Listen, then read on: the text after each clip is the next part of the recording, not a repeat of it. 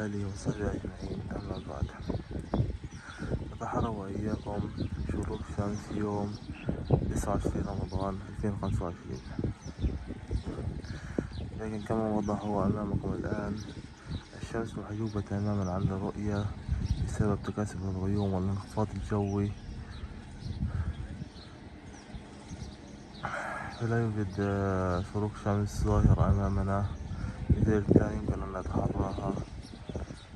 وهذا يدل على أنها ليست ليلة من ليالي القدر، وأن العلامة غير ظاهرة أساسا.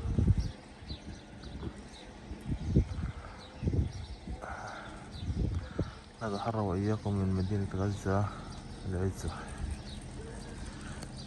المدمرة.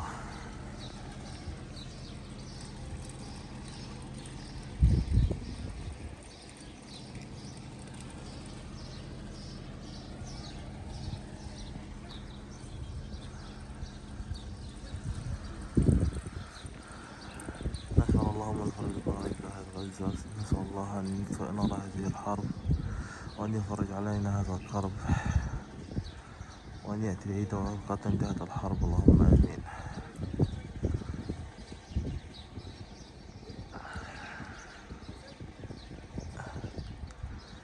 شروق الشمس غير موجودة أبدا، بتكثف الغيوم أمامها.